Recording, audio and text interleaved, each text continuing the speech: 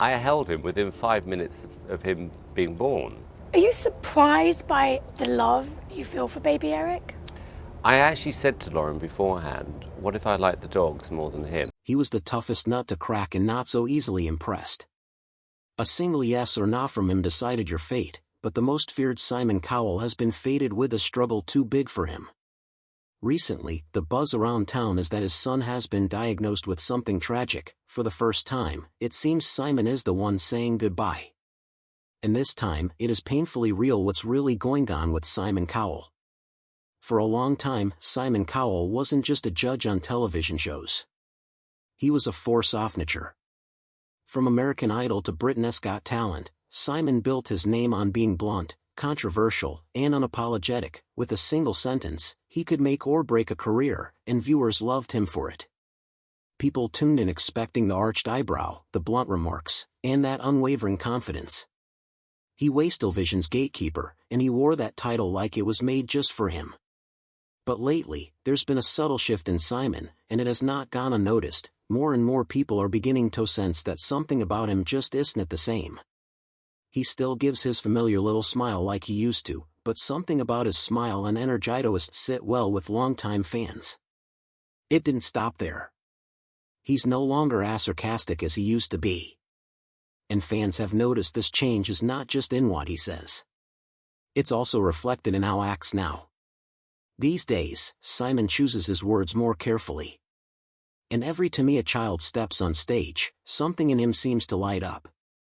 One moment that fans remembered vividly happened during a performance on America's Got Talent. Michael Keator, a father of 6, sang a very emotional tribute to his children, and something about the moment stirred some emotions up in Simon. It was not just the song that moved Simon. It was Michael's love for his children, many of whom he adopted from foster care. For Simon, who became a father later in life, the performance seemed to reach a personal place, and that came through clearly in how Simon responded. At first, many assumed his change was due to stress or simple exhaustion. After decades in the spotlight, it would be natural for Simon to slow down. But this feels like more than fatigue. Over the past year, he has appeared in fewer interviews and skipped more red carpets than usual. And when questions come up about his family, especially his son Eric, Simon tends to steer the conversation elsewhere. And that silence hasn't gone unnoticed. It is this silence that has sparked countless conversations. Some fans think his engagement to Lauren brought out a softer side. Others wonder if he's still recovering, maybe from health scares or his recent cosmetic procedures. But the theory that keeps popping up, the one people keep circling back to in online threads and late-night fan gossip, hits a little closer to the heart. Many believe that Simon's change has everything to do with fatherhood, not because something is necessarily wrong, but because being a father may be shaping his life more than anyone realizes. In past interviews, Simon often spoke about Eric with pride, describing how fatherhood transformed him, especially after the loss of his own parents. Photos of the two smiling backstage were once the highlight of his public image. But lately, that warmth has grown quiet. There are no recent updates, no playful anecdotes, no candid father-son moments shared with the world. Instead, there has been a slow pull away from the spotlight. And in today's world that people are very active online, people notice even the slightest change. Lately, it seems Simon has taken his off face and has switched that attention to family. It's even more obvious when his son's name Eric is mentioned. There is this unmistakable but strange glint in his eyes. According to razor sharp-eyed observers, this points that things may not entirely be right. We may not know entirely what's going with him behind the scenes, but it seems more shocking than we can imagine. But to understand the silent transformation we're seeing now, we have to go back before the fame, before the spotlight. Who was Simon Cowell and what shaped the man we admire today? Before the fame, Simon Cowell's early years. Simon Philip Cowell was born on October 7, early years 1959 in Lambeth, London.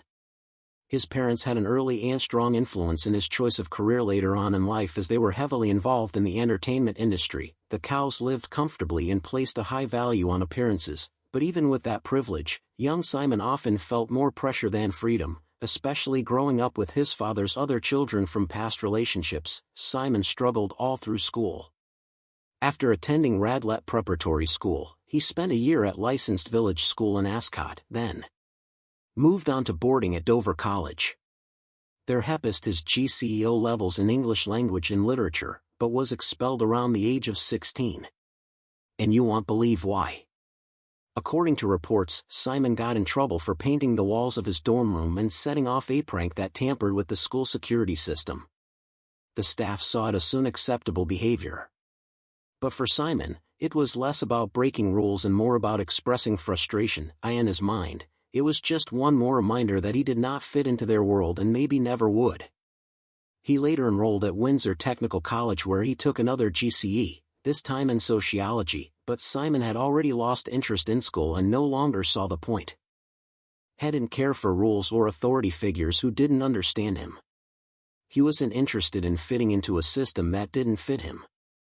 At this point, he made a decision which, well, given his history, wasn't surprising. He left Windsor College. Simon found himself hopping between jobs, still figuring out where he truly belonged. He worked as a runner on Stanley Kubrick's The Shining, spent time in an estate agency, and with the help of his father, he later landed in a mail-room and electric and musical industry, popularly known as EMI. None of these roles were glamorous, but they gave Simon something even more important, a front-row seat to the music industry. He saw how the music business really worked. He learned how people made deals, how artists were shaped for success, and most importantly, how to listen before speaking. By the early 1980s, Simon had started building his career in music. After gaining experience at EMI, he took a leap and co-founded E&S Music. Soon after, he partnered with Ian Burton to launch Fanfare Records. The label found success with catchy pop hits like Sanita's So Macho and Robson and Jerome's version of Unchained Melody. For a while, it seemed like Simon had finally found his footing.